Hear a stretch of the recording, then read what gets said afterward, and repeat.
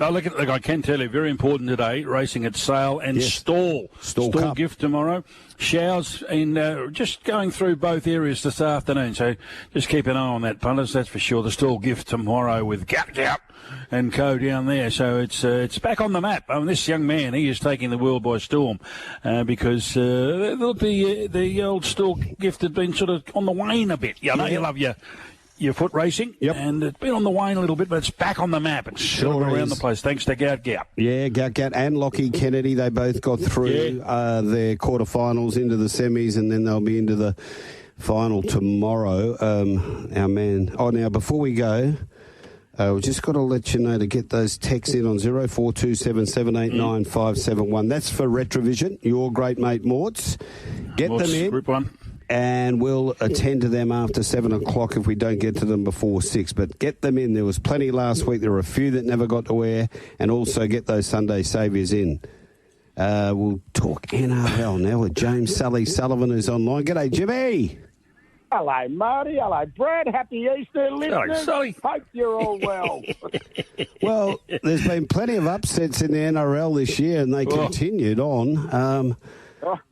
We've got to start with this one because I thought everything was going along beautifully for the Storm, leading about 12-2, and then I got back from Optus Oval on, when was that, Friday night? It was Dolphins 42, Storm 22. What the hell happened, man? Yeah, 16-12 at half-time, Storm led. And I tell you what, Marty, and I did say to you on Friday afternoon, I said, and Brad, there's one thing about this Redcliffe, or the Dolphins, I did say to Marty, they got a Formula One backline. So what happened? They started the engine in the second half and took off. They were unbelievable. We are now starting to see, after obviously the losses in the first 3 rounds, and we all thought, here's the Bennett. You know, everyone used to say, well, their bottom line is it's there in history. Anyone who follows Bennett, they go bad. Christian Wolf now, he's found the key to the engine because young Isaiah Katoa in the 7, only a young boy. He's made some decisions. There was talk he wanted to go back to Sydney. I've heard last week he's staying at the Dolphins. Bottom line, and mate, he just, as I said, he flicked the switch. They were unbelievable in the second half. This Dolphin side, and I think what they'll see, people will take notice. The Storm don't get beat like that. And Craig Bellamy just laughed and said, I don't know. Let's stay with Friday. What about the Bulldogs and the Rabbits? The Rabbitohs, Roy Orbison, the big O. They didn't score. Mate, isn't it funny you say that, Brad? Now, what we saw in round 5, we saw the Bulldogs beat the Knights 20-0. Didn't score against them. They had the bye in round 6. Then same scenario in front of 65,000 people. Thank you very much. I know the AFL people have a giggle about that, but that's the biggest crowd in ARL, NRL club history ever. You're a bit out. You said 70. You said 70, 65. They're a bit low. Well, I said in between. So we got... Don't start spruiking crowds, NRL. Come on, Sol. Nah, it was. And behave. Now back to this football side. Brad, back to this footy team at the moment. They don't score points. You only got to score a couple to get the 2 points, haven't you? And at the moment, it's just starting to look very nice with this Bulldog side. Cameron Ciraldo, people might forget, he was there at the start of the Panthers regime and was the defensive coach. So he's brought everything he knows with his defence, and they're scoring some good points as well at the moment. So, no, they're good to watch. Matty Burton came back the other day. And you know what they do? The interesting thing for me, they look like they're having a bit of fun as well, this Bulldog side, because they're doing little flick passes here and popping passes over the top. And if it hits the ground, it hits the ground. They look like, okay, we'll go again. That's a confident footy team. Well, it was over the ditch. It was the Warriors 2018. It was 6-all at half-time. Tell us about the second half and how it unfolded for the Warriors, who I think, let me check, but I think they're in third spot. Yes, they are on the ladder. Yeah, well, they're 3 from 3 at home now, but what I want to talk about is something that did happen at half-time. As the siren sounded, young Metcalf was taking a penalty goal. He's missed the penalty goal. Katani Staggs has caught it in front of the sticks and took off because it's play on. Ball's still in motion. So he then goes bang, passes inside to Reece Walsh. The referee, I've watched it 3 or 4 times this morning. I'm going to give him a little bit of credit. I heard last night he was nowhere near it, but He was 3 or 4 metres away from the action. He's ruled a forward pass. Now, I've seen passes like this being, all cleared so many times this year. That was crucial because they go length of the field. Broncos go length of the field, go into the break leading at half time. But they got back into the grind. It was greasy conditions. Metcalf couldn't kick a goal all game. It went to Golden Point. We were locked up. Reece Walsh had a massive 10 minutes. Back end of the 10 minutes, he's injured too. I'm not sure. At the moment, he's not playing that well. But what happened, they've got back into the game. They've locked it up. And then he's kicked off for Golden Point. He's kicked it dead. It sailed straight over. So they get a penalty on halfway. The Warriors, Metcalf kicks the penalty goal. Bang. Warriors win. And to round us out, finally the Panthers got the Ferrari going, and, well, I'm still worried about the Roosters.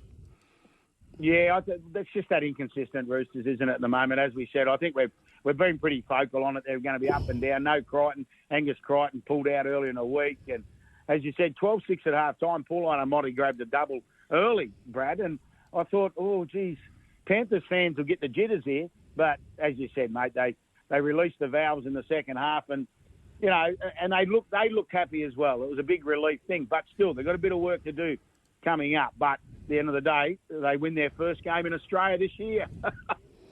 Okay, so how about the Raiders, your boys? They're sitting in 5th, and they are playing today against the Gold Coast Titans away. It's 2.48 Titans. Raiders $1.54, the line 5.5. Yeah, it's a massive game for the Raiders because overnight Jaden Campbell and David Fafita have been ruled out of the Titans side. So when you look at that, you think Raiders just go up there and take the 2 points.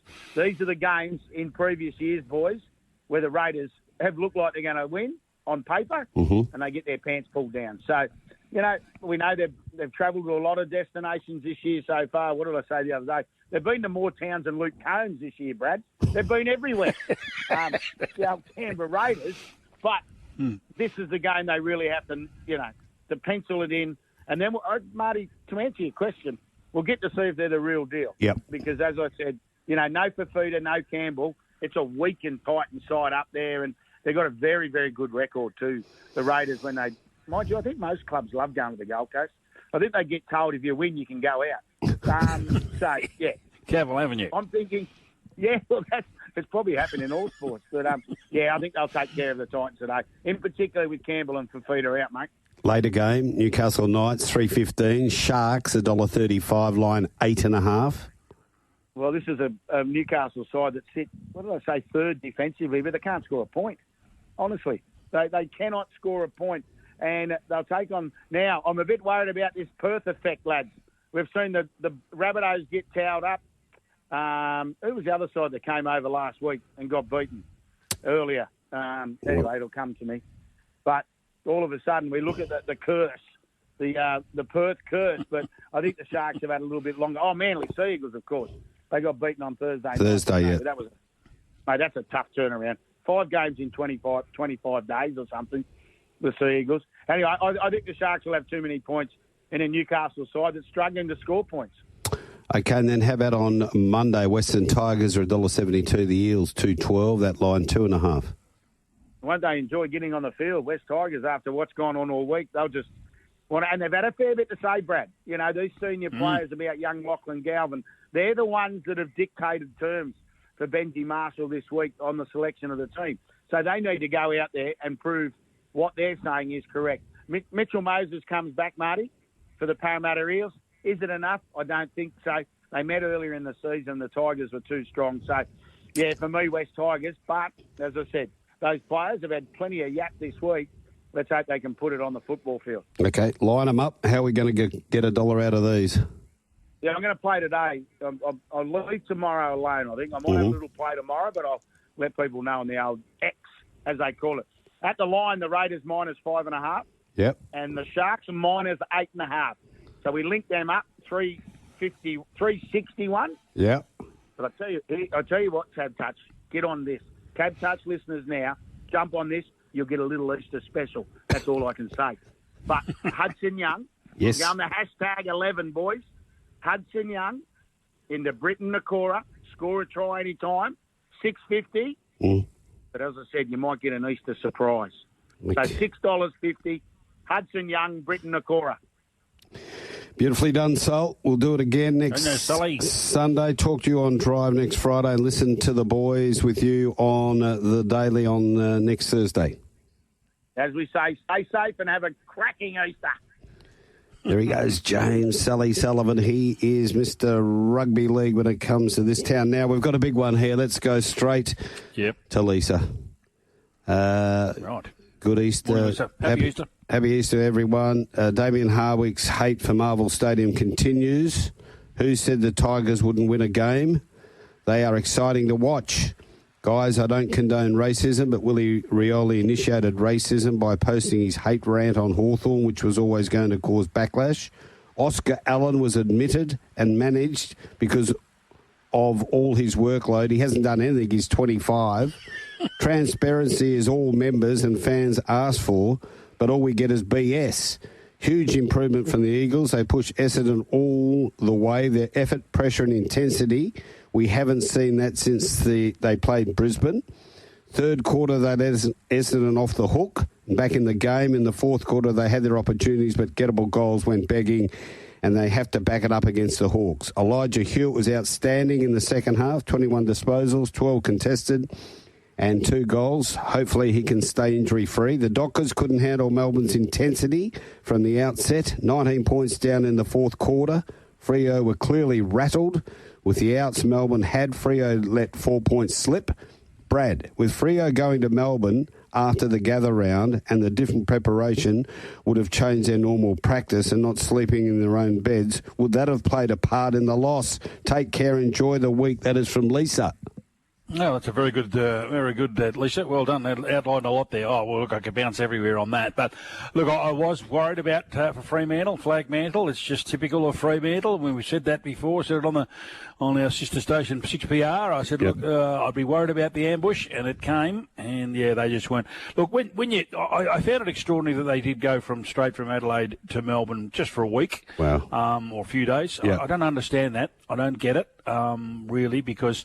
And they flew a few of the families and that in as well. And, it's not a holiday. You got to keep your mind on the job, and it's just gets you out of routine, gets you out of kilter. I mean, it's changed since COVID. I know that, Marty. But they didn't handle it well. And, again, that's just preparation by the coach and the players themselves. They got ambushed. And look, they're probably lucky to be as close as they were. I thought they were nearly going to find a way to get home because Melbourne froze in the last quarter and started to try and defend the win rather than win it themselves. But, gee, there were some terrible umpiring decisions against Melbourne in the third quarter where they should have put the game beyond doubt. So Lisa's on the money there.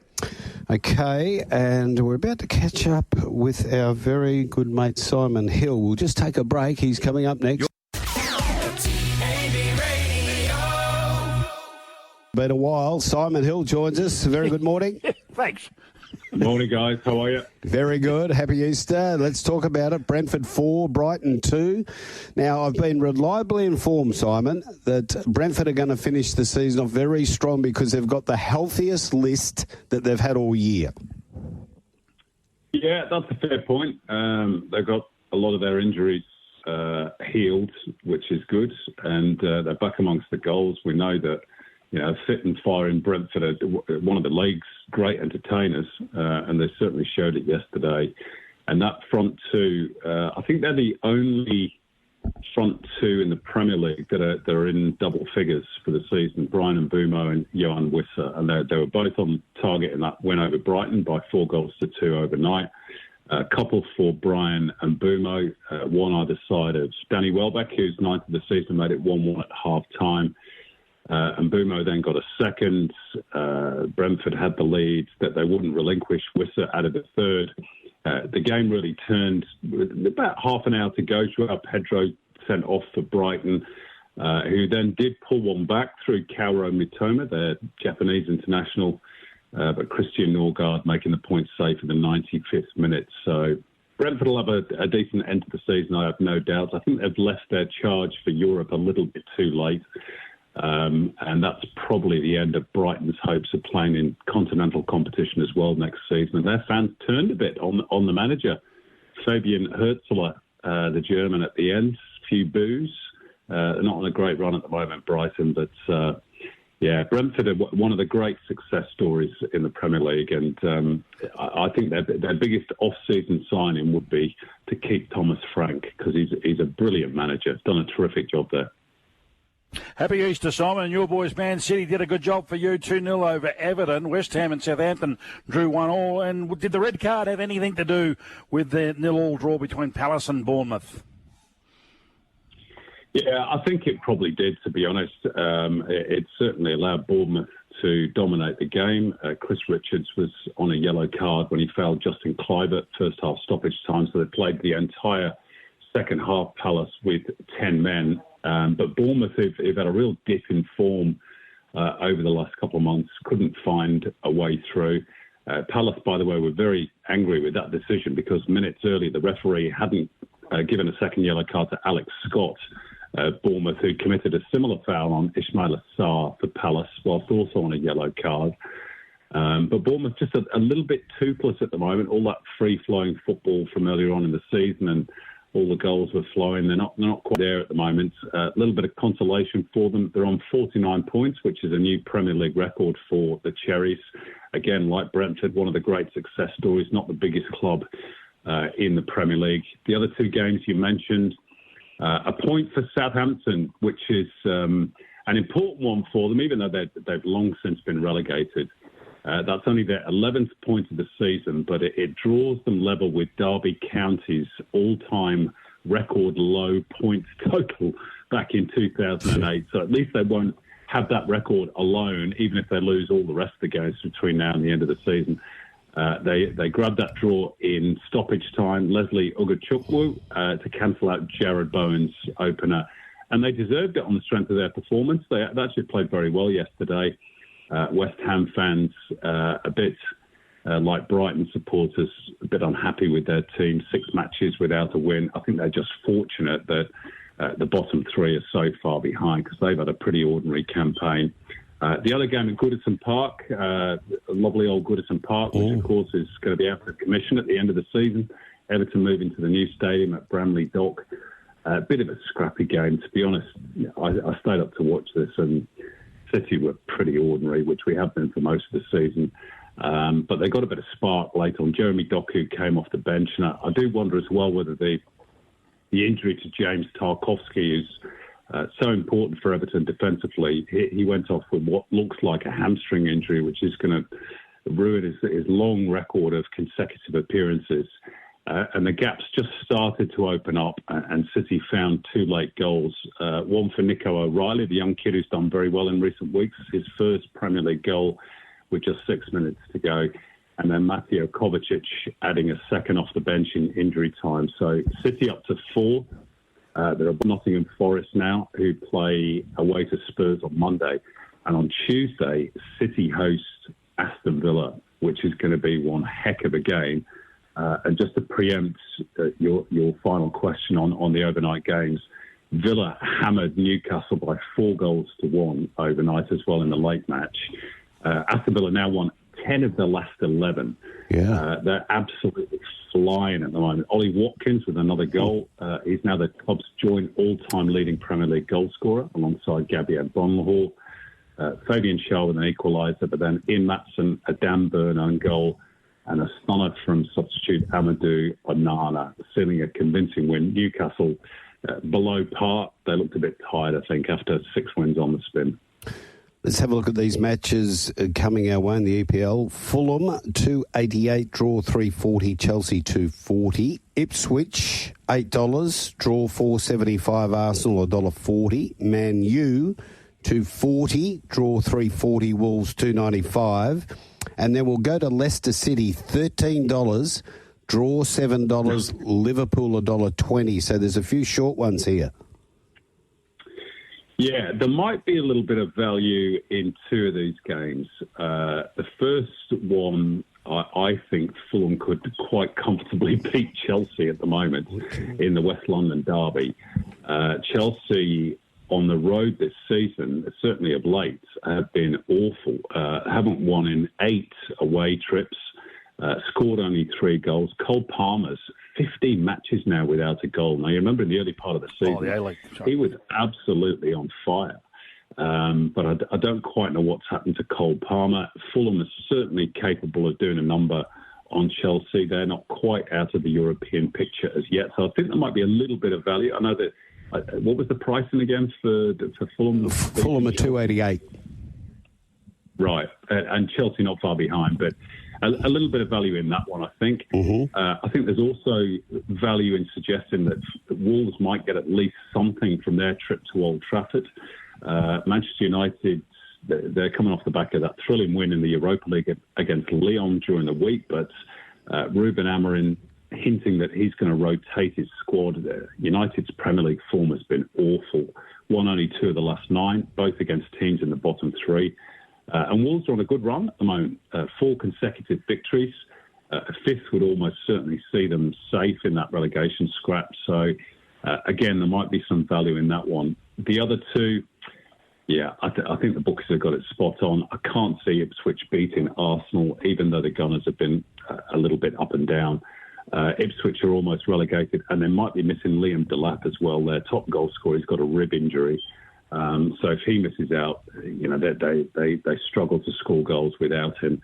And similarly, with the best will in the world, I can't see Leicester, who should be relegated this week, upsetting Liverpool, even though they're at home.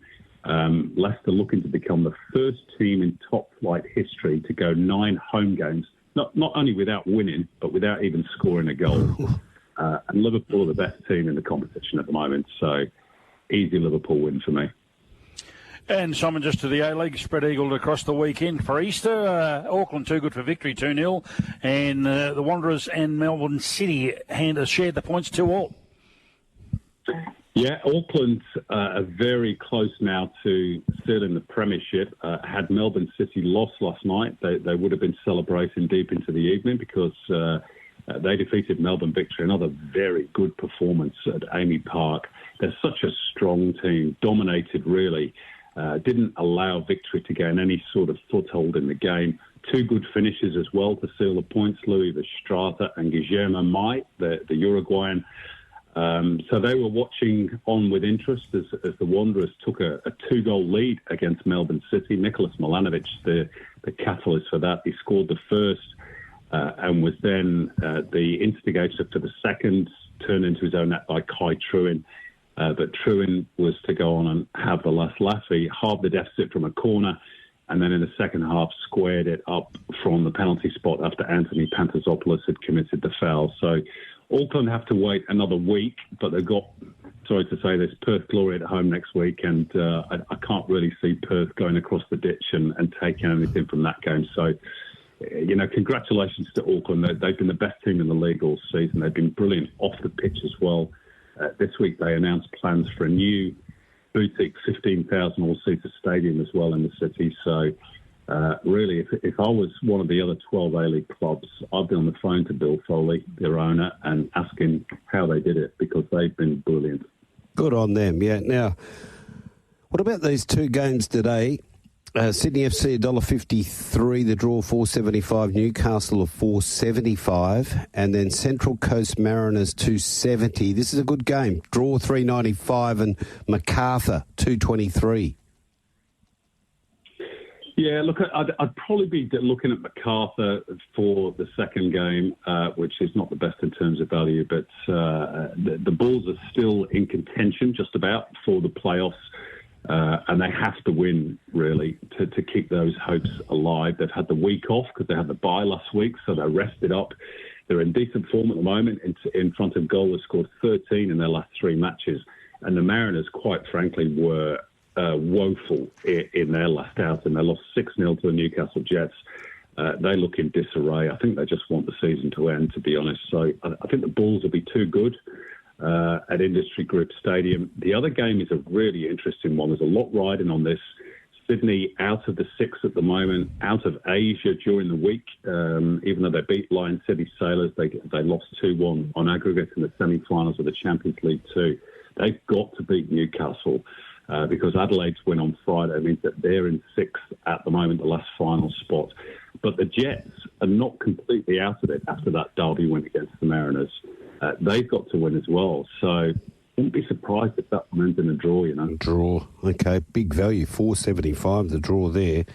Could be a little sneaky double too. To our listeners just joining us, Simon thinks Fulham can get away with an upset win at 2.88. Wolves a draw at 3.40. Arsenal to win $1.40. Liverpool 1.20.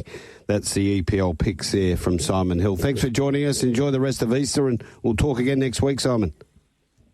Pleasure, guys. You too. All the best. You're listening to the Sunday Aftermath on Tab Radio Racing and Sports. Yes, with Brad Hardie and Marty Young. I've got a long one here from Neil that I want to get to you with now before we catch up with Chrissy Nelson. Sorry for the long text, but I need to vent. My wife, long-standing Eagles supporter, and I, Essendon for 60-plus years, went to the football Friday afternoon. We nearly left at half-time due to the poor standard of the game and shambolic methodology applied by both sides. We had an elevated view of the game and can watch the player movements or lack of. It seems in the game right now, forwards no longer lead at the ball carrier, except Waterman and Wright, and defenders who do not know how to take a defensive position. Watching Mackay wander around aimlessly with no desire to body an opponent is an indictment on the coach and the club. To compound my frustration, listening to Scott's post-game analysis confirms in my view he and the club are delusional and are so far removed from the basic fundamentals of the game. Don't be surprised if Essendon do not win another game. Again, sorry for the length of my text. Regards, Neil. There you go. Yeah, no, good on you, Neil. Thanks for taking the time and the opportunity. And yeah, look, everybody, beauty's in the eye of the beholder. I think both from West Coast point of view, they were just looking to try and make an effort because they were putrid the week before, and they did that, Neil. And Essendon will be happy they've got away with the point. Look, the standard of the games across the weekend were pretty lame, to be brutally honest. There wasn't too many that were showing. Collingwood were pretty good the other night, but other than that, look, I think a few of them are throwing out the hot heat and in Adelaide, and that's sort of told on their preparations. But yeah, let's just give it another week. Let's give it another week or two. But there has been some indifferent sort of performances across the weekend. I was at the game, Neil, and I agree with you to half-time. I thought the second half had unfolded, and it's always difficult, Brad, when you're coming from behind as they were. The pressure really goes on, doesn't it? You can score a couple of goals in a row and get it back on your turn, but one goal by the opposition, all of a sudden you look up, hang on, we're still 24 points down. So you've got to try and bring that scoreboard back your way, but you can't concede while doing it, and you do play a little bit of careful football. Yeah, well, Essendon and Fremantle were both in the same position, really. I mean, they were chasing most of the early part of the day. And so you've got to take more risks, and you like the game to be open if you're chasing. You like the game to be messy if you're in front. And you could see that West Coast were stiffening up, they were freezing up, and so were Melbourne yesterday afternoon. They wanted to both save the game rather than win the game. And I say it all the time, and I use the tennis mainly. Champions aren't frightened to lose. Now, neither of them are champions, but what I'm saying is, when you see the Federers and the Serena Williams of the world, they're 2-5 down and love 40 and still going for their shots. And that's why they pull off some of these miraculous wins. Now, for Essendon, they found the way to win. Fremantle didn't find a way to win. So, there was a little bit of the same mindset in both of those chases on the weekend. Good analogy. Here's a man who knows how to win. Listen to this fella. Away from Tigerland. Fighting fury, we're from Tigerland. Chrissy Nelson. Has there ever been a sweeter victory? Giving it to your old mate Hardwick. Cop that one, young Harry. Good morning, guys. Just a couple of points from that text message. I actually think you wrote that text, Marty, and just put the name Neil in there. But if it is true, then Neil's more than welcome to join the Tigers bandwagon, which now includes Tim and Digby from the Sports Daily as well, because they're quite keen to jump on board. So. I think the word... And the Marvel Stadium lovers. You love Marvel Stadium now. Yeah. Your former coach didn't like it. It's a putrid place. Yeah, it's our favourite ground now, away from the MCG. Play there every second week. Yeah, Hardwick, when Gold Coast beat us by that point after the siren from last year, he all of a sudden started to like Marvel again. Then he just got out of the place very quickly last night, I saw. Yeah, I saw him walking off there with his son's polo shirt on. No, yeah, he's trudging. He didn't look too happy, but it was good to see that none of the Richmond fans were giving it to him, because I don't agree with that. No, seriously. I'll leave it there. A great day of the championships there yesterday. And can I start off on a controversial one? Now, race 3, yep. Shangri-La Spring, wins at good odds. Was there any notification given that Swift Falcon was going to be up on the speeder? There were a lot of punters out there, including yourself, they probably put them in their multi along the way. What was going on there? Well, it's a good question, Brad, because if he hadn't been up on the speed, he wouldn't have had a chance anyway, the way they ran the race. So maybe they just decided, well, we have to go forward. We seem to cop it every time we go back. And again, he's up on speed, and there was, as I did the other week, I'll read through some of these sectionals, 12:46, 12:42, 13:27, 13:03, 12:60, and they didn't amp it up until they got between the 600 and 400 and got below 12 seconds. So he had his chance on speed. He might just be a horse that's going to be very costly. He's a one-dimensional get-back runner, isn't he? And that's what happens with him. I'm a bit with too close. I'm here with Chris on this one. I don't think if he had been back, he would have had to been ridden absolutely brilliantly, Brad, to the absolute second of won this race. The way it was run. Yeah, I agree, but he was too close, way too close. As far, I mean, you don't throw the baby out with the bathwater. And I think the stewards had a little bit of a chat and said, "Well, what is going on here?" So, So anyway, I like the second horse in this race. Firm agreement. Tyler Schiller stated that he was not issued any specific instructions. Yeah, well, there you go. He's just made the call when there's no speed on early. He's just decided to roll forward. There's only one horse in the entire race that made ground, and that was Plymouth. Yeah. Into third. It was a good run.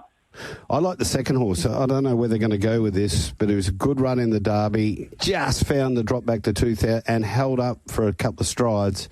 I don't know where they go with him, but I think there's a future with Firm Agreement. I'm just looking here to see Firm Agreement, where he could go. He's only had 5 runs. Well, he's had 5 this time in. He's been in the Derby and now this. Whether they pushed on to Queensland, it remains to be seen, but you never know. It is the Nisham Archibald team. So they may do. They'll have a lot of runners up here during the carnival. Gee, they found this next winner, Lilac, didn't they? Oh, I don't want to talk about it. It's Clean Energy and Churchill's Choice, Marty. I know that you're I'm a big fan of I don't you. know about Clean Energy. I'm starting to worry about her, but she had no room. No. Look, I said to the punters on air yesterday, today's not the day, but keep following this horse, Churchill's Choice, this filly by Churchill. She's an absolute beauty. He's a great trainer, Nathan Doyle. He develops horses, and he's developing this one. And this filly could be going to Brisbane, I'd say. I would think so, because that was the first up run. Yeah. Yeah, and look, again, they didn't go hard here. They're definitely a sprint home, suited the winner, Lilac. More Territories was good because he was able to weave through, whereas our two, Clean Energy and Churchill's Choice, they couldn't weave through. Clean Energy was behind the leader and never really got a crack at Churchill's, where we know copped some trouble there as well, until very late. So they're the 2 horses to follow. If you can keep following Clean Energy, pockets are starting to get a bit worn out, but definitely Churchill's Choice will be up here. So I think that'll be a good form race going forward. Race 6 was the JRA plate over 2,000, and the Nisham Archibald combination continued to run well. Yeah, you're not going to have a crack at the pronunciation, Brad, and everyone gets it wrong, including me. Mostiarden. Yeah. Too. Mostiarden. I don't know how your French is. Now, he's a horse that's pretty hard to follow. He led all the way. Yeah. But he'll be Brizzy bound again. He seems to be up here every winter, so he'll be looking at the Doomben Cup and races such as that. He's a shocker, ran on well. I just wanted to touch on this race because I thought NCAP was absolutely disgraceful. I don't know what was going on there, but you could see from that drone view they have over the gates, he just didn't jump at all from that inside gate. And then he didn't really want to go and never travelled during the race. And I know Darren Flindell said he was doing his best work winding up late. Well, he wasn't. He was going up and down in the one spot. And he just happened to go past one that was going slower near the line. So, I don't know. I mean, that Doncaster run was huge. I thought he'd eat up 2,000 metres, but he wasn't in the mood, I don't think. It was a terrible run. I know the feeling. Go to the Champagne Stakes over the mile. What a win. This was nepotism. Yeah. it was a huge win. I mean, he had tempo to suit, but still, to come from last as a 2-year-old at Randwick from a long, long way back. It wasn't if he was 3 or 4 lengths last. He was a long way back. And, yeah, that was a massive win. All honours, you can't take anything away from him. They all had their chance in front of him and they weren't good enough. Within the law, 1,200 to 1,600 metres was a good effort with that sharp distance rise. Buffalo, look, he ran into a bit of trouble near the 300-metre mark, did become unbalanced, but he wasn't going to figure in the first 3, I wouldn't think anyway. They were just too good for him late. So all honours, nepotism. I suppose we'll see him in the spring in Sydney and Melbourne, so looking forward to that. Bit of a preview of the upcoming Everest later in the year, and Kieran Maher looking for a replacement for Ballinipatina. He might have just found one. Yeah, well, this horse, all he wanted for it was 1,400 metres, Jimmy Starr, and he was able to settle closer here. This was a good ride from Ethan Brown. He got the back of broadsiding in the run. He just needed to weave clear in the straight, and he did that, and he was able to still pick up ground while he was not fully clear. But once he got to about the 250-metre mark, he was clear, and then he sprinted hard, put a bit of a gap in him. Jolie Starr ran with him. She was obviously a lot better here. She puts in good ones and bad ones, Jolie Starr. She's becoming a bit hard to catch, but that was good.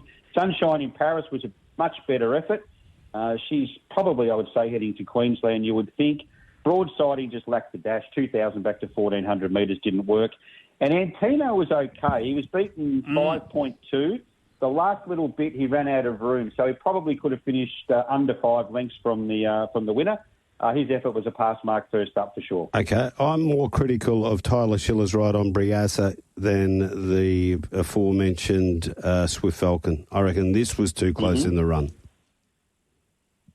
Yeah, that's a fair point, but he sat up close last start and won. You sat fourth in the run, but you're stepping, like to the 1,400 metres. I just would have liked Briasa back, probably. He didn't need to be there, I didn't think so.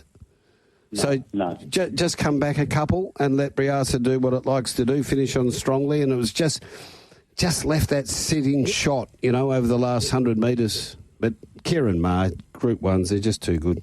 They're very good at it. I know, you don't need a form guide when you have these Group 1s, do you? It's just Kieran Maher or Chris Waller. You throw in a couple of others here and there, but yeah, look, he's good, Jimmy Starr. We know how good he is, but 1,400 metres is his go. So whether he goes to an Everest remains to be seen.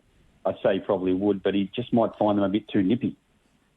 Chris, let's go north to Eagle Farm. The Ladbrokes over 1,000. That was a terrific race, and Liquor pinged the lids, and off it went. It was ensured a super speed, and King Kappa just found the gap late to get underneath them all and shut them out. Yeah, just a couple of listed races yesterday at Eagle Farm. Things have started to hot up now with the Sydney. I looked at the Sydney fields for next week, or the program. They're all benchmark races again, so that's gone, that carnival, unfortunately. And now we head up here to Queensland. This is a bit of an entree. King Kappa, he can be hard to catch. He sat fifth wide without any cover. He did a pretty good job. Wanda Rocks was game. She was on the inside. Zarastro is a horse we'll definitely see more of during the carnival up here. 1,000 metres, not really his go. First up, not really his go. He's only beaten 2 lengths, and he was chopped out in the straight there, and he probably should have finished a little bit closer there, Zarastro. So he's the one you'd probably want to follow out of that race. Yep. And the next race, the Daybreak Lover, it was Tony Gollan, Emily Lang combining with Boomtown Boss. And earlier on, Gollan trained that winner with Floozy. That was his 100th Metro winner for the season. I think he broke that during the week, Marty, so that might have been 101. Yeah, so... he's flying along as he always is. But Boomtown Boss, he's a good horse, this Boomtown Boss. Now, he won first up at Eagle Farm along the inside. Now, due to the cyclone, etc., we had up here, he didn't have a trial or a jump out. So he was always going to improve second up, and he did that again, went through along the inside, which most jockeys and horses avoided all day. Emily Lang did a great job. The horse runs for her, and he gets his head up. He's still got a lot to learn, but he's going to be a player during the carnival. He's definitely the horse to follow out of that race. What about Good Luck to Me? Is he the Mark War of horse racing? He's a beautiful, striking-looking horse, big, and I thought, how far this is going to win on the corner? It just didn't get to the line. No, he didn't, but look, he was good. I mean, I think he was beaten by a good one, and he did put another half length in the third-place horse, so... Yeah, he'll probably get found out a little maybe during the carnival, but you're right. He travels beautifully in the run, does he? He did that when he won last start at Doomben. So there's plenty of races around for him, but maybe not during the carnival. Okay, horses to follow. Winners today, Sunshine Coast. Horses to follow, definitely Clean Energy wherever she goes. I'll stick with her, but also Churchill's Choice, your horse, Marty. I know you're very keen, and I'm jumping on that bandwagon. And Eagle Farm, Zerastro, and Boomtown Boss, a couple of the obviouses. Sunshine Coast today, we've got back to a soft track. It's a beautiful day, high 20s, no clouds. Race 2, number 1, Be Friendly, and race 8, number 9, Cattrall each way. Should both run well. Wouldn't be having my last dollar on either, but worth a small investment. Okay, So beautifully done, Chris. Thanks for that. We'll listen in on Wednesday. Look forward to it, guys. Enjoy the rest of your Easter.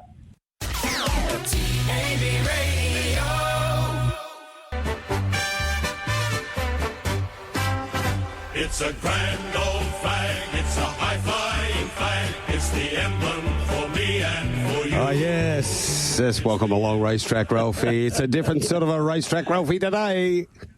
Oh, up and about. I just got to get some tissues. Just wipe my eyes off that little intro. Thank you very much, boys. Very, very nice. Did you have your own TV room down at Mornington while you were watching the game? You wouldn't have been at the ground, would you? No one else was. Actually, well, got to admit that's a fair chip, but I've got to admit that's a good crowd for Melbourne Freo Easter Sunday. Haven't the AFL looked after us? GWS, Gold Coast, and Freo first 3 games at the MCG. Brilliant. Brad, I just want to, as someone who hasn't been good enough out there, and you have, can I ask you this? Are you a better chance when your best players play well? Yes, it does make a bit of a difference, I must admit, yes. Oh, dear me, yeah, so that was good. Aye. Anyway, Mornington played super. Yep. Played absolutely super. But played very firm. Got Vince's data through, which I'm delighted about. I'll give you some real insights. But big crowd there. Johnny Kanga continues to do marvellous things. And when the track plays well, what do we get? We've got six favourites, and 9 of the 10 winners were $5.50 or shorter. So the best horses won. Well, let's start with race 1. Toronado Queen got terrorised, but Prestige Stencil was very impressive. It actually was. It's produced a real big finish late, so it's got away from the Flemington Straight, and it hadn't yet produced much of a time in doing so. So I was a bit sceptical. I had no interest in playing in the race. I just wanted to see what it could do. Well, its booming last 200 said that it's still got improvement to come. So it's a nice little filly, and maybe staying away from Flemington might see its best. This serious statement, there's probably better wins in store, isn't there? Well, it was a very soft tempo yesterday, so I always find them a bit hard to sort of get my head around. But One thing is, it's absolutely airborne for the new camp. It's been coming off those Pakenham wins, and again, not much on the clock, but beware of, potting the soft time winners, because they keep winning, and its turn of foot was excellent. But yeah, like I said, pretty soft tempo, but I think Very Surreal is going to improve it off that. It now can cope with a faster pace as the Oaks placed. Benny Mellon was the star of the program with his treble, but this was the first of them with Vedad in race 3. Yeah, this was a fun watch, and as I said to you guys after that Moonee Valley meeting, and geez, potting that Moonee Valley form's been a bit of a fill-up, hasn't it? And the punters wanted to jump on the Verdad yesterday, and it was never going to get beaten. Had the race shape against it, and reset the Jazz, set a pretty modest tempo. I think Verdad can win again, staying on clean ground. Reset the Jazz, though, that's a nice big run after missing so much racing second up. So I think it's one of the horses to follow from the meeting. Obviously, you have to take on trust that they can keep him sound, but if they keep him sound, he'll find a race soon. Favourites kept rolling in. Immediacy in race 4. Yeah, and look, I think we can trust his form a little bit. That Fujita Sand came from that very fast Easter Cup, and Immediacy, they just wanted to truckload it. I know it had some stakes form around the 2,000 metre mark.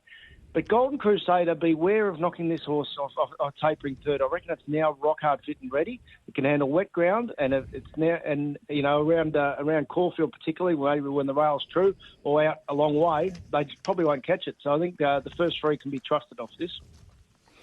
Small but select field in race number 5. Chinqui, too good. I was very keen on this. Its Caulfield Heath win was super, and they backed it up quickly into that headwind day. And it tapered, and then they gave it a freshen up. Its jump out was electric leading in, and I just couldn't see it getting beaten, and God bless it didn't. So Bo Mertens did the right thing by it. Soju's rock hard fit, no improvement to come. Ditto Gracie's Reign. So I think it can really work its way through the grades in Chinqui. Okay, Bridal Waltz was too good. Geez, Thames was rocketing late. Well, here's the thing. they've ran the track record here, and there was 4 lengths to the rest. I was keen on Thames, and I thought, Stacky might have got it wrong, and then sort of watched the replay. I thought, hang on, how fast are they going here? He couldn't have gone much quicker. Thames has run the 3rd best last 400 days, 2nd best last 200. But Bridal Waltz has produced the best of the day performance, so I think you can really trust this filly going forward. I think they've got it got it spot on rather, and it's just at a new level. It ran faster time than the Hariba from the front, so how did he knock it? So I think this is one, what was it, a benchmark 70 or something? It's just going to keep winning, this filly. Special mention here, fill up the pocket for me.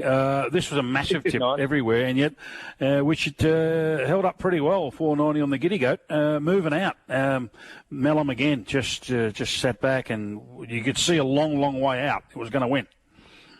Well, he was the established Group 1 rider at the meeting, wasn't he? And he just he put it on show. I was really interested with his post-race comments. I know we're pressed for time, but he said, he didn't think that was the best place to loop him, but he was confident in the horse's talent. And she's got a booming sprint on her.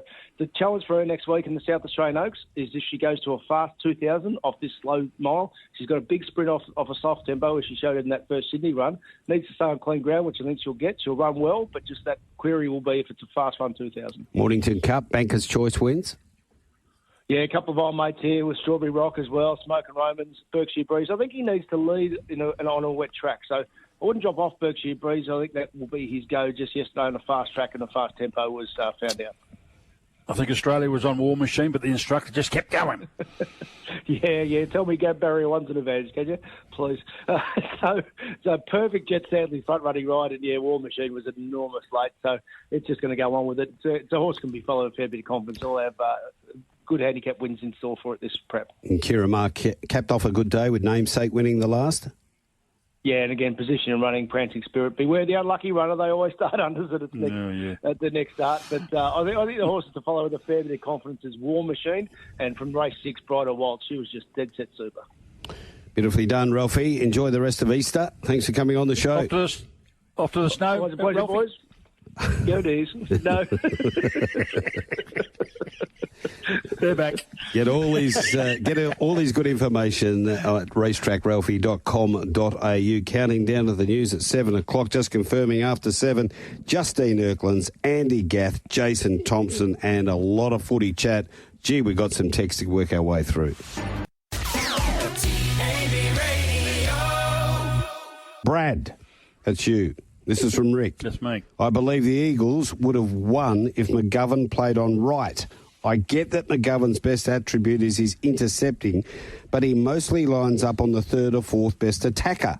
The Eagles are sacrificing Edwards and Wright 6 goals with a difference. Don't be fooled by McGovern's stats. He kicks in 50% of the disposals are junk ones. What's your view? I know, I agree with that. I mean, it's been happening for a while, but it's not the only club. Darcy Moore does exactly the same thing at Collingwood, but they have better backup. Frampton's doing a reasonable job, etc. Obviously, Howe, they can lock it down. I do hear you, and this has been going on a little bit too long. If you are a 5-6-time All-Australian defender, you should be playing on the best forwards. Mick was our winner last week. He got a 4-leg Giro Multi-in at $32. Go on, Mick. Yeah, well done, Mick. And you'll get that $100 Tab Touch voucher. I reckon Brad Scott got away with one late. I think he erred in having Reid in the ruck. I know that Wright got a goal to put him 2 goals up, but I reckon from that moment he needed to put Wright back into the ruck. Yes. And it was fraught by danger leaving Reid in there because he got absolutely annihilated, and so he should. He's not a ruckman. He's probably never played ruck since he was 12, I've heard. Yeah, well, that's right, and bad news for Draper, obviously. Yes, that was, shocking news. Pretty sad, and you just didn't need that. Following on from what Brian did the week before with the ACL, so well, at least you got Goldstein, mate. He's only 48. Well, having said, and I know that, Brad. He's 36, and he's an elite specimen in very, very fit and good form, but. We have had, we've still got Peter Wright. I know he's not a great ruckman, but at least he can work in with Goldstein. We've got another Vigo Vassanini, whatever his name is. He'll probably get a run sometime throughout the year from the twos. He's been going along all right. Yeah, you'd think so. You'd think so. But as I say, like, you've got to have it's one thing to have a backup ruckman, as in a part-time ruckman, but you've just got to be careful that they're adequate. Yep. You know, because a lot of teams are getting found out where their main man has to go off for a rest because he can't rest forward, or, you know, they don't want to risk him playing forward. E.g. Fremantle with Sean Darcy yesterday, they don't want to play him forward. Even though he kicked 2 goals, you know, they take him off the ground. You know, that's in the main when Jackson's playing. So, yeah, you've got to have a better than adequate backup, because if you don't, sometimes you can get pummeled. Now, this is from Brad the Mauler Maylands. He had a pretty good weekend on the tip. He said, morning and happy Easter to you all. Thank you, Mauler. How good was the win by Gracie yesterday? I was sitting in the grandstand at Ascot, and in all my years, I can't remember seeing a more amazing win. Odds on, look on, they say. Easy money, I say. Congrats to owners, Justine and Donga. Brad Short of Maylands. There you go. Well done, Brad. Yeah, we're going to speak to Justine, aren't we? So, can't wait for it. Looking forward to having a chat to her. She's got an exciting prospect there. Oh, has she ever? Mario. Morning, boys. Hearing West Coast are looking at Charlie Constable and or Brandon Parfitt in the mid-season draft. Any truth to it? Getting big numbers in the waffle. Geelong Hawks game looks a cracker Monday as well. South 3 and 0. Trey Rusco been a great pickup. Yeah, I was trying to for the Bulldogs to go for Parfitt. Obviously, he was over this side of the country at that stage. Yeah, a bit unlucky. He's been forced out of the midfield for Geelong. Plays a role. I think the penny's dropped. A little bit older, a little bit more mature. West Coast could do a lot worse and seek him out for the interim anyway. Good morning, Marty Brad. Guys, have you had the opportunity to watch the replay of the Moet Chandon Champagne Stakes? Best finish I've witnessed for many years. I wasn't upset having 25 each way on Tupacara. I thought I was home with 15 metres to go. Just outstanding, that win by nepotism. Outstanding. Yeah.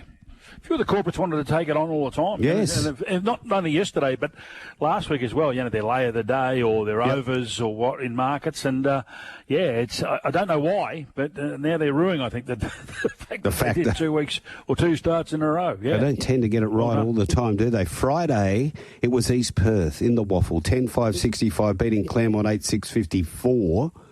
And then on Saturday, Peel Thunder, 6-5-41, East Fremantle, 15-13, 103. A complete flogging. Peel Thunder going terribly. The mighty Bulldogs, Brad. Have a listen to this. 11-3-69. How did Peel get beat by the Ross Street Fairies for starters? Well, 11-3-69. And the Bombo Valley boys, 8-10-58. They'll rue poor kicking, but poor kicking's poor football. Perth, the Demons. What is going on? This is 2 in a row for Buzz. 15-9-99. They're doing it for the Buzz. West Coast 9-9-63. Wowee. Yep. And Subiaco. Still punching hard. Yeah. Still punching hard, the Buzz, and they did induct him into the Perth Football Club Hall of Fame on Thursday. So that is brilliant. I know he was chuffed by that. Yeah, absolutely brilliant. And finally, Subiaco, 6-8-44. The Garlic Munchers, Brad, 16-8, 104. Massive win. 60-pointer.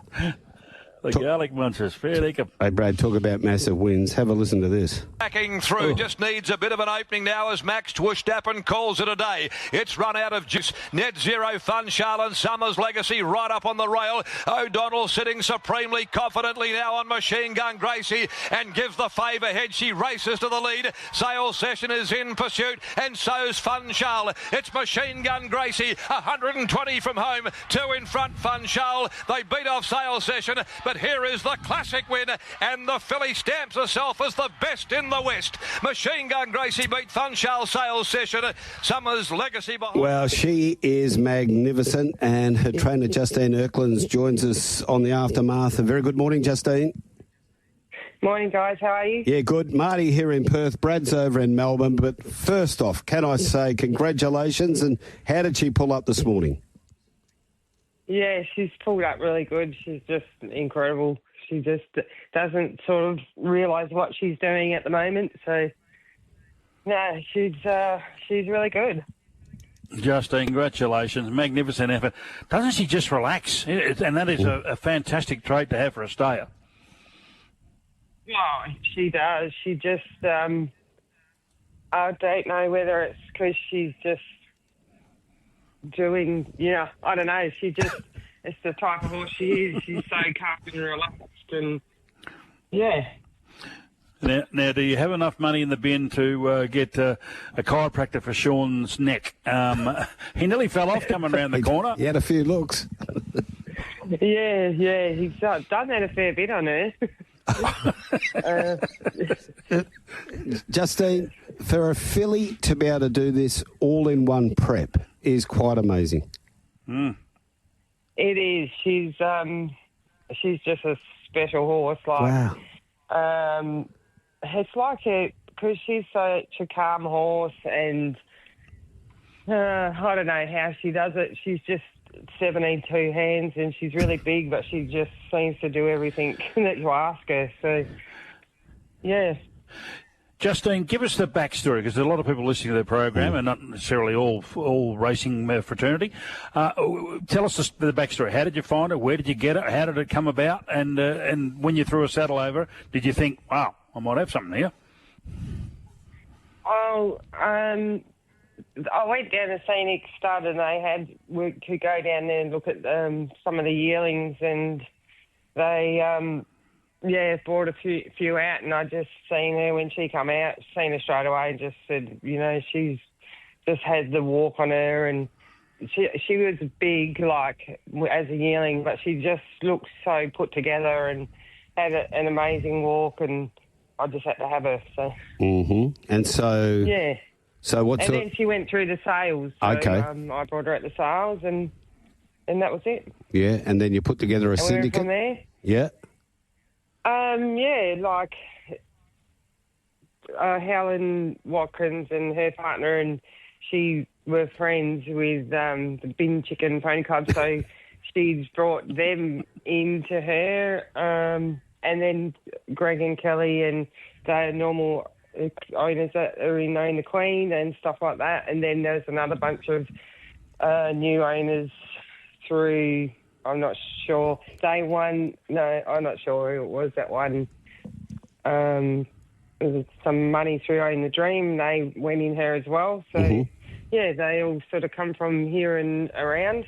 So, yeah. So you obviously... That's how that happened. Yeah, so she's a big filly. You've taken your time with her, and she didn't even trial until the 6th of January this year. So can you just walk us through the patience required and why it took so long to get her to the trials in January this year? Well, she's 17 hands. That's why it took so long. Yeah. I knew from the moment I seen her that she would take a long time, but you have to prepare them as so you're still going to run them as a 2-year-old. You're still going to bring them in, break them in, do all their education, and just with the horse, like I find at that size, you need to just do lots of little preps every, 8 weeks or 3 months, so they're getting their full education, but you're not being really hard on them because she's such a big, immature animal. So it's pretty much, I just had to wait till the last minute to get her there to have her ready for these races. So what do you do with her now? She needed all the time. What do you do with it now, Justine? You've got a beauty. I mean, now you can sit back and assess and where you want to go. What's the grand plan, the long-term plan? Oh, I don't think there is an actual plan yet. I've got a few owners who will speak to and stuff like that. We'll just let the dust settle, and I'd like to, maybe prep her and have her run in the Northerly, and I'd like to win the races here in Perth before we go east. So, yep. I'd like to run her in the Northerly and the Perth Cup. So, okay, so she'd be good for that, but it's going to be got to get her there as well, like with what races you run her in, and there's no set plans, so we'll let the dust settle and see where we head. Okay. So she does spell now, and then you'll bring her back for the summer carnival, more or less. And she's come through this campaign with no problems at all? Absolutely not. Like, wow. She's just... Well, that's what I keep saying to people. She just amazes me how she is such a big horse, so young, and she can just do everything, and nothing phases her, which is just weird. And when I watch her do track work, and she's just like a big spider, and how she can run that fast, it just amazes me. She broke 2:30 again. Her 2 runs over 2,400 metres. She's inside of that 2:30 mark, and she's just fantastic. As you said, she's uncomplicated the way she races. In the Oaks, it sort of could have gone pear-shaped, but it didn't. She just took that all in a stride and popped off after being challenged throughout the race and won beautifully. She's a beauty, and congratulations to all of us. Nothing seems to faze her, No. which is probably what's helping her along as well. She just takes everything in, and Yep. that's got to be half the reason. Was she like Marty last night and eat the bin out and just to really get into a tucker? She loves to eat, and she's great big. She likes to eat like a bag of carrots a day. Yeah. Because she's like a puppy and just has to have things in her mouth. And even she's just funny because walking around the parade ring, she just wants to eat the grass. It's like, she's just funny. Jeez. And we've got to mention Donga here, the association between her and him. He's been on it every trial, every race. Yeah, Troy had done a bit of work on her earlier because Sean was still not far coming from back in from being his shoulder injury. Yep. So, it was like, got a good one for you, encourage him, because he's just been out for so long. And, as soon as he got back in, he sat on her and, couldn't get him off him after that day. Magnificent. Yeah, he's just the sweetest animal, yeah. Almost a perfect day for you too in the last jazz session. This horse is just racing so well. Just couldn't reel in nobility and went down by a narrow margin.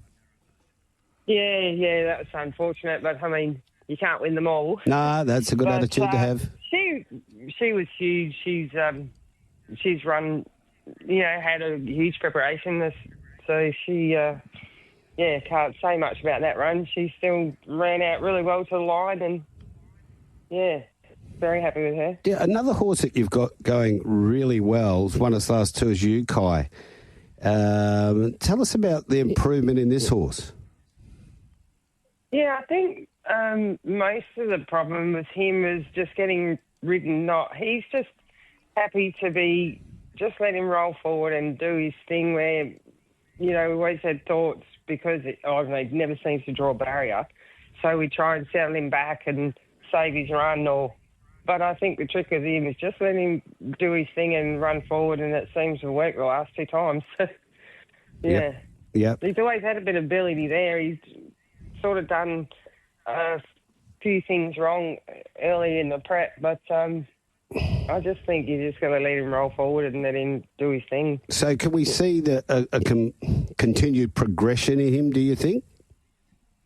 I think so. I've always thought that he's had a fair bit of ability, but he's just always done things wrong in his races, and we wanted to sit him back a bit if he's drawn a terrible barrier, but I don't think that's just not working for him. So hoping he will progress now from just running him, let him go forward. And you mentioned Own the Queen earlier on as well. She just didn't have anything really go right for her in that last prep, culminating in that Bunbury Cup, obviously in the paddock. Yeah, she's in the paddock. No, it was just a bit of a muddled up prep, and in that last run she ended up having an egopic entrapment. So she had to have just some antibiotics and stuff for 2-3 weeks, and she'll have a rest, and hopefully we can come back with a better campaign next time.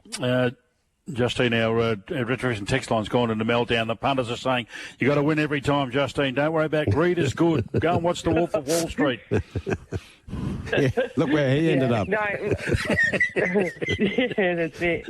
I mean, we'd love to win every time you go out there, wouldn't you? But you can't ask for much more than a second like she ran.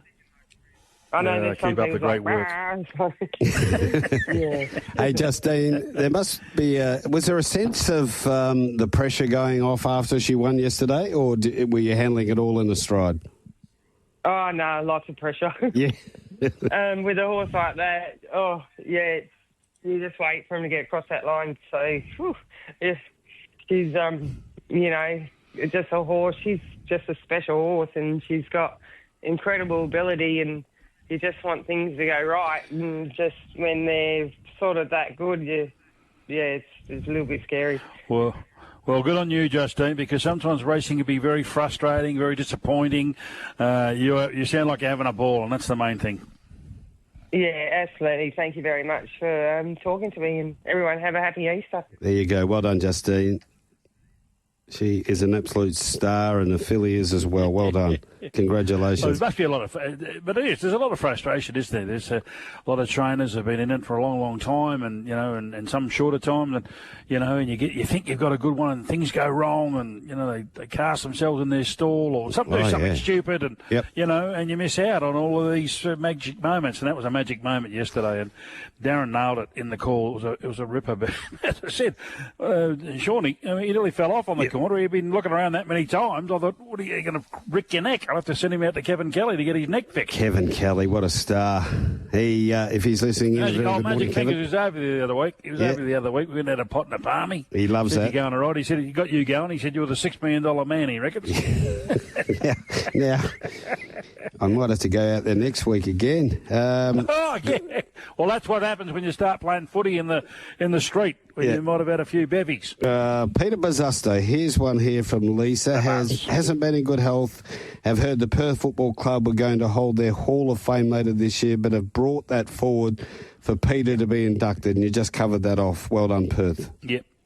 Yeah. They decided they'd do that last Monday, and they end up doing it on Thursday. So I think Adrian Barrich and a few others got involved, but he's been overwhelmed by the support. Kenny Hunter, there's been quite a few that have been able to get in and see him, and I think it was 14 or 15 in there the other day, which was great. Right. So he's a fighter, the Buzz, and I tell you what, he was one of the. If you think about it, Marty, and get a bit of input too from the Retrovision text line. If you think about the top three aerialists who played football in WA, and I include Modra in that, Buzz is in there. I'd be saying John Jerovich, right, Modra, and the Buzz. They're the best three aerialists I've seen in West Australian football. Okay, that's a good one. Hit the text line up 0427 789 571. Can you add to that list?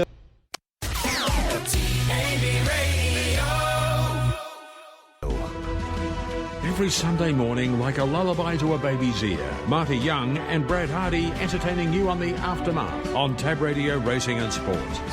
So around the turn, Catch a Wave is clear. Hoppy's Way getting up on the inside. The outside is Elchem, and Mr. Smarty battles on, and then Blitzen by in the straight. It's all Catch a Wave. A mile out in front. Hoppy's Way the inside of Mr. Smarty, Elchem, and then came Blitzen by, but Catch a Wave has absolutely walked in. Catch a Wave by 12 metres. Second home is Mr. Smarty. 2.5 metres. There it is. Catch a Wave winning the free-for-all here on Friday night at Gloucester Park. Andy Gath, who prepares Catch a Wave, joins us. A very good morning, Andy. And all systems go after Friday night?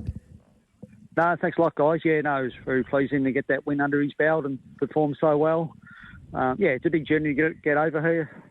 Last Sunday morning I headed off with him to drive him to Sydney to fly to Perth. And, you get here late sort of Monday night. It's a big journey for him, and to sort of perform like that 5 days later is a great effort by the horse.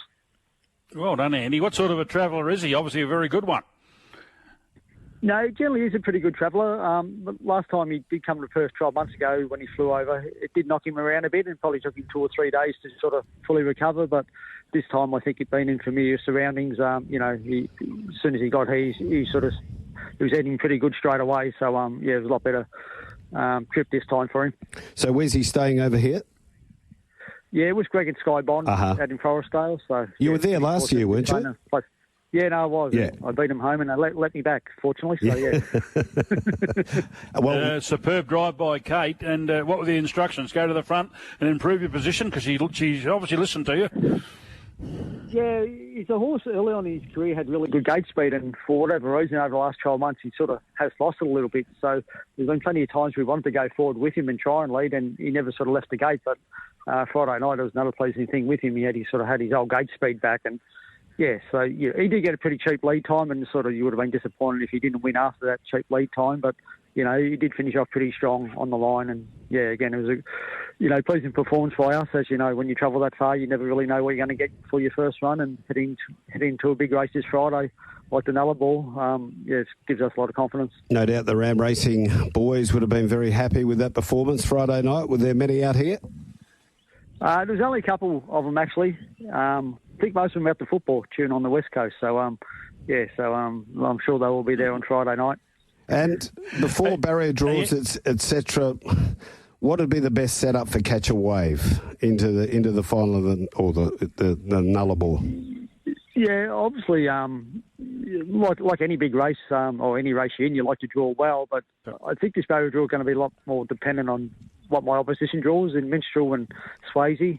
They're both very strong horses and very tough. And if either of them sort of found the top, they'd be pretty hard to run past. So, I sort of want the barrier draw, probably to negate those two more than anything, rather than my barrier draw. Pretty versatile, my bloke. He can lead up and win, and you can sort of come from back in the field too, which he done both times last year in Perth. So you can't stress too much about it, but obviously any if you get a good draw, you're sort of happy with it, but it's going to be dependent where the others draw. Andy, you said it was a big exercise as it was to float him to Sydney, then fly him to Perth, and then put in a scintillating run like that. How's he pulled up? I mean, what do you do with him this week to keep him up to the mark? Yeah, no, he did.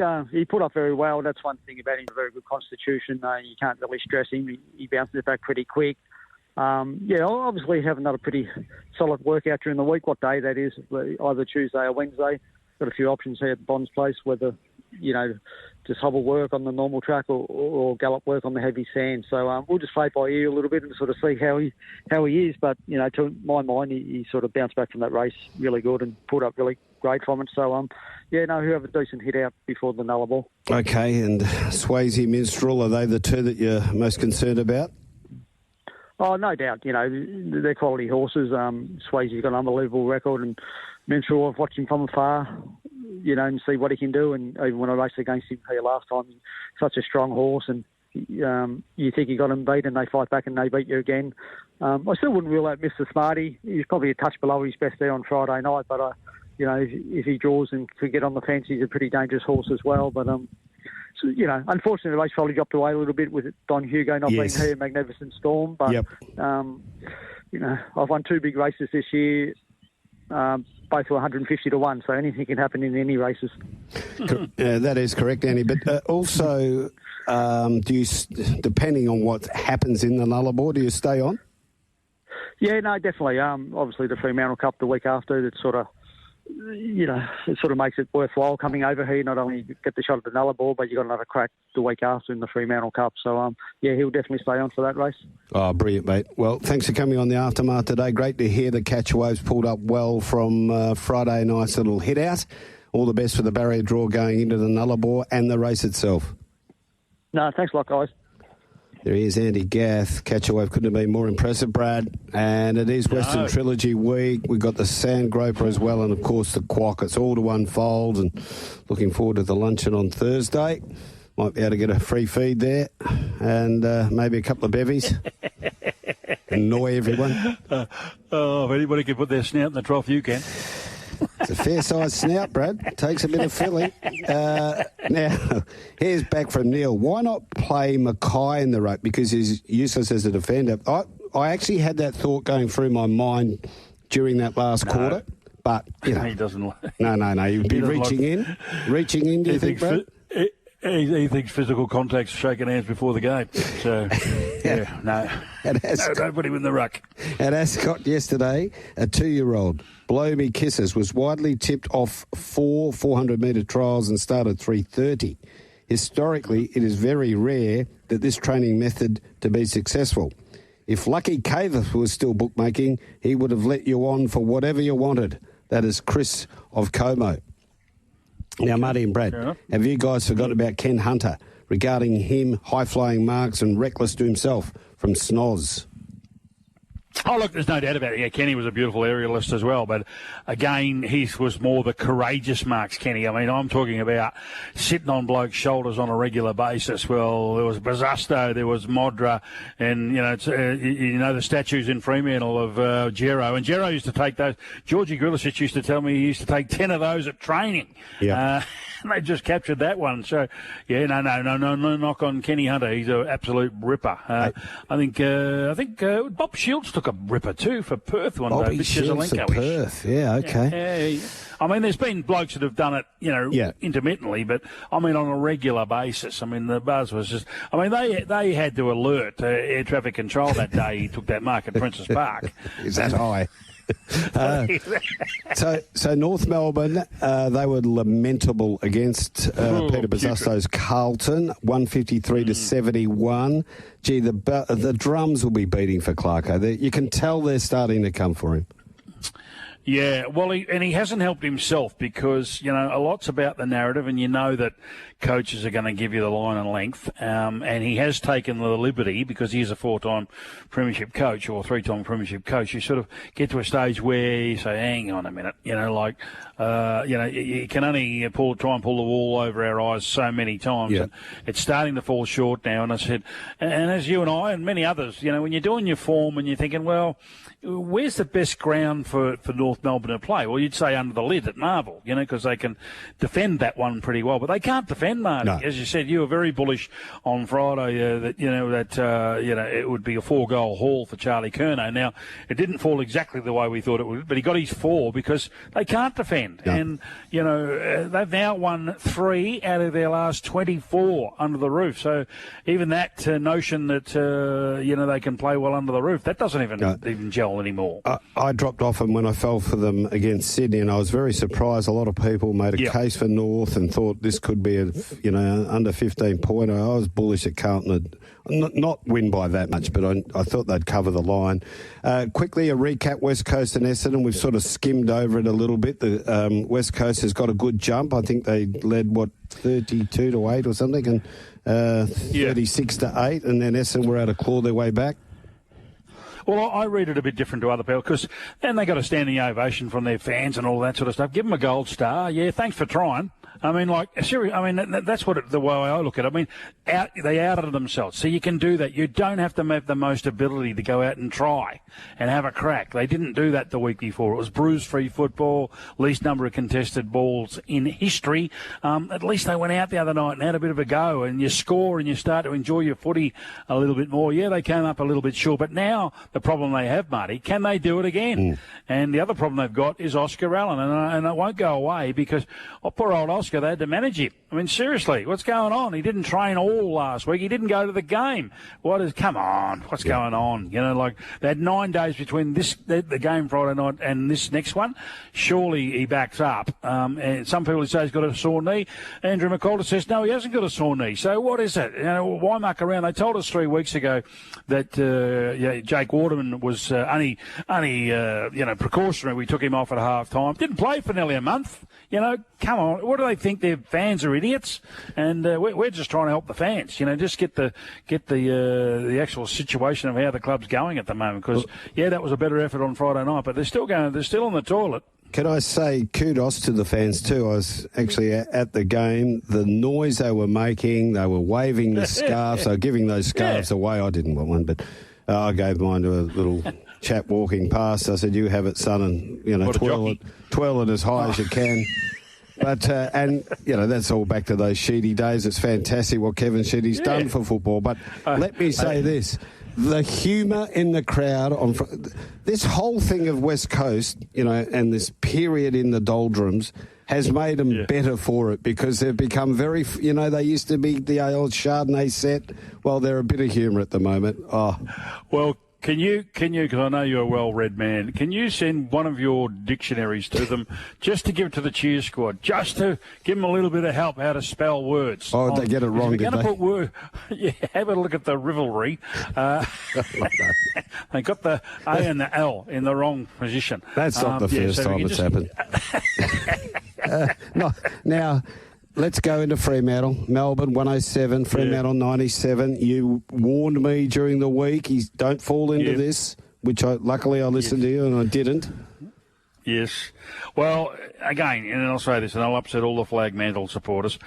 Typical Fremantle. Just when you think you can look forward to bigger and better things, they find a way to shoot themselves in the foot. Now, whatever it was, their preparation, etc., clearly came out. Started the game well. Brayshaw kicked the first goal, and you thought, oh, okay, they're away. But that's where it stopped. And by and large, they got outplayed, out-strategised. I thought Melbourne were terrific. They were, again, they ambushed them and got out to a healthy lead. Should have been further in front in three-quarter time, put the game beyond the result. Now, Melbourne tried to play safe in the last quarter, and Fremantle made a bit of a dash at them. They tried to open up the game because that best suits Fremantle when they can play on their own terms. But they're the recidivists. They came back to haunt them. Yep. You know, where was Frederick? Where was Witkowski? To a lesser degree, where was Tracy? Kicked 6 the week before. Well, that's good. You got one yesterday. Didn't look like getting him on. Bolton was superb. Should have used him more in the midfield like they did with Cozzy Pickett on the opposition. Don't be frightened to put Shy Bolton in there more and around the ball because he's a star. Yep. And their leaders don't lead. They don't lead. Sarong, Brayshaw tried his heart out, had his 33. Sarong had his 27. But they're not interested in doing what's best for the team. They're a bit more interested in doing what's best for the stat sheet. And that doesn't help your team ethos. And therefore, they came up short. 52-34. It was in the wet at Adelaide Oval. Adelaide Crows beating the Hoganless Giants. Is there any veteran player going better than Tex Walker? Wow, he was massive yesterday. Not on the score sheet, but just his physical presence on that ground. He was brilliant. Well, like Pendlebury and Sidebottom, they're the cream on the cake. You don't want them to be the engine room anymore, even though they are playing good footy. And that's what he is. Tilthorpe, Fogarty. Fogarty was ordinary yesterday. Shoulder, got held goalless. Shoulder. Yeah, and early. And you get to a stage where that was a horrible game to watch. You reckon the West Coast and Essendon game was a horrible game. And then when we backed it up, we got the back-to-back. I was about to say, I've got one coming your way. Richmond and the Gold Coast Suns. Lordy. Wasn't it a horrible game? I'm dare set. If you're driving past Carlisle Oval right now and saw the under-8s out there, you swear, just put the jumpers of Richmond and the Gold Coast on those kids, because that's what it was. It was just a mad scramble. It was horrible.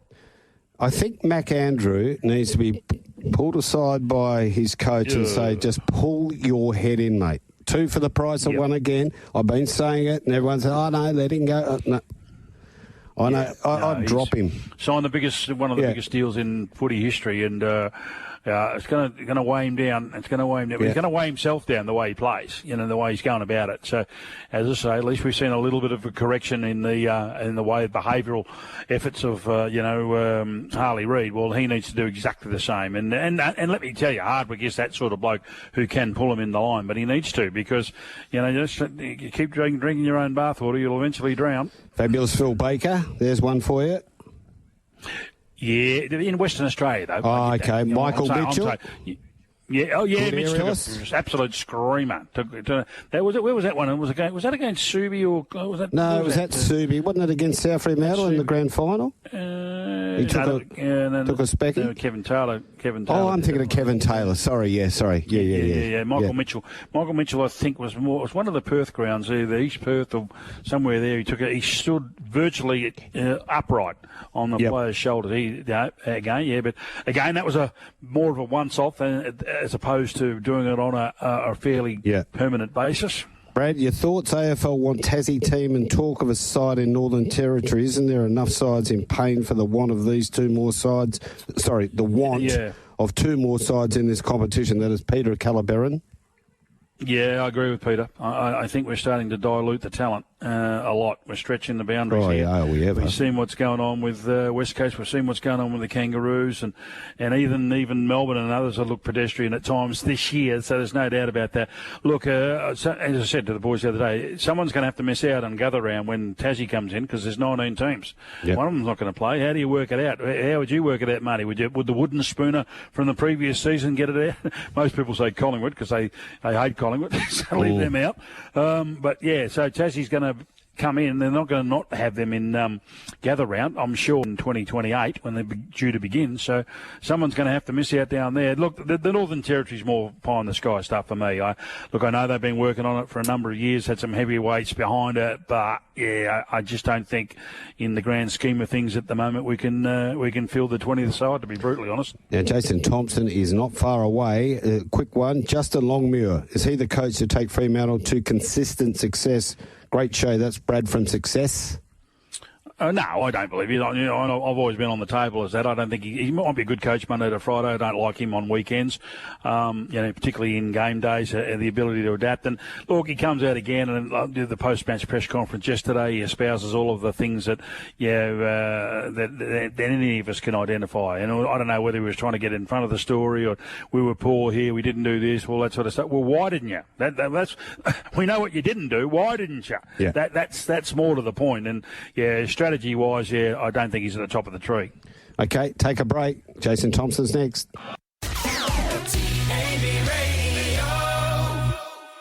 Racing. Flying Zulu missed the kick. Away fast. Hotel Whiskey One's going to charge out and lead Lakeview Emily, and going forward Excavation on the outside. And now railing Flying Zulu past Lakeview Emily from Tim Zoo. A break of 4 then to Vincent Dale. A further 2 to Smooth Plain, and dropping right out there Day Sees Rory. It's Hotel Whiskey One the leader. Flying Zulu starting to mow him down. Excavation to the outside. Hotel Whiskey One on tight legs. Grabbed by Flying Zulu, who drove through. Late from nowhere, Tim Zoo.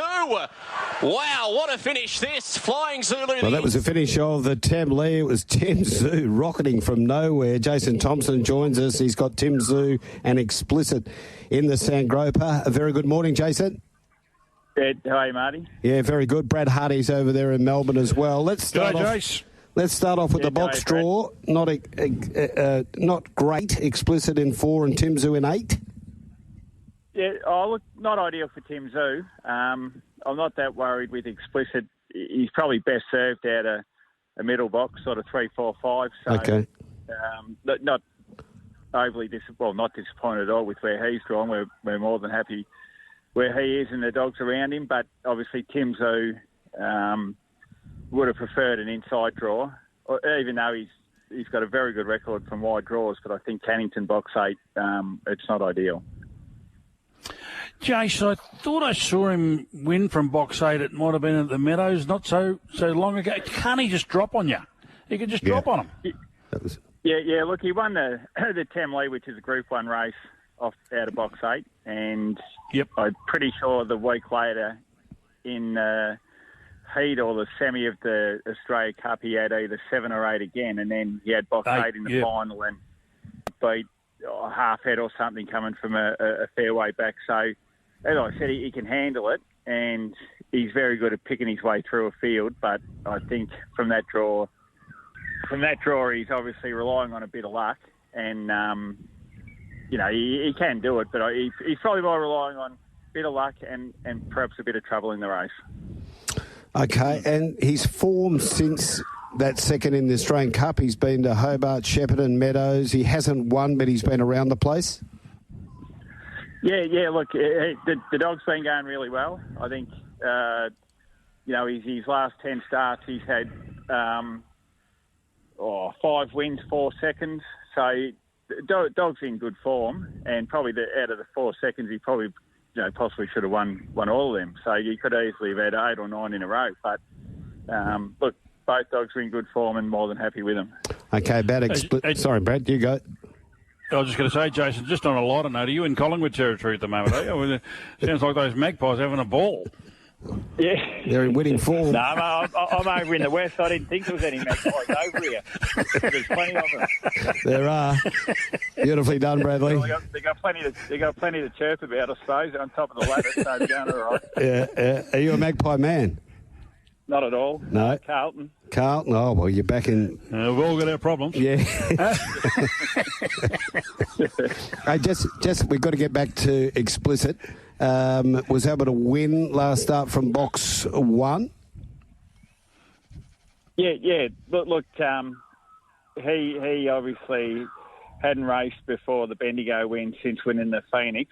Yep. We'd actually retired the dog, and he was obviously had stud duties, and albeit he was doing well with it, like extremely well as far as people wanting to use the dog. He was only 3-year-old when we retired him, didn't have an injury, and he sort of give us indications at home that he wanted to be perhaps back in work and trialling and even racing again. So once we started getting him trialling and he started working better with his stud duty, so we just continued on, and obviously from that process we decided we'll race him again.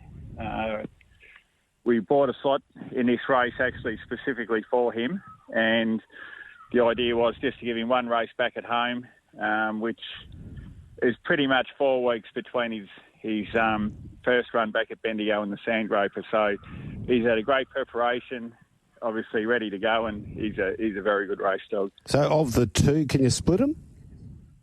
Oh, look, off the box draw, I definitely have to prefer Explicit, but obviously on ability, there's not much between them. But I mean, you only got to look at Explicit's record. He's won, I think he's had 37 starts or 38, and he's won 27 or 28. He's won pretty much $2 million. Sort of speaks for itself, really. Yeah. They tell me Cody Charles cooks a good breakfast in bed. Is he looked after you? Oh, he's unbelievable. I think I'm going to go home about 4 or 5 kilos heavier. So no, he's good on. Well, the idea, I'm not a good cook. I'm a good eater. So you just keep telling the cook how good a job he's doing, and hopefully he just keeps cooking for you. That's out of Bradley's in book. That's our 3 of us by the sound of it. Hey, Jason, wonderful. Thanks for coming on. You're a legend of the sport. Great to have you over here in WA, and looking forward to it all unfolding here in Western Trilogy Week. No worries. Thanks, boys. There he goes, Jason It is Thompson. a great week, isn't it? It is a great week, isn't it, Marty, when you think about it? Yeah, it is. But, yeah, he was a Carlton fan. That's what... I always liked Jason until I heard that. Well, he's. I'm sure his happiness will be short-lived. Yeah. Don't worry. All of a sudden, we Vossi's call back. him a Vossi's head again. Yeah, Vossi's back. He's back. Here's the box draw for the Sandgroper very quickly. Can you all class as box 1? Box 2, Good Odds Cobber. Box 3, Deadly Avenger. Box 4, Explicit. 5 is West on Sydney. 6, Miss Envy. 7, Lakeview Emily. And Audionators Tim Zoo. Box draw for the Sandgroper. Brad, your Sunday saviour. Got to be quick. Sale race 1, number 11. Mudgee race 4, number 9. And sale race 7, number 12. That'll give us $9.70, Marty. You can read it out in the Racing Racetrack. So sale race 1, number 11. Mudgee race 4, number 9. And then sale race 7, number 12. And that'll add up to $9.70 for Ginger and I. Happy Easter, Ginger. Half an hour before all games to get Brad's tips today. Enjoy Easter, Brad. All the best, mate.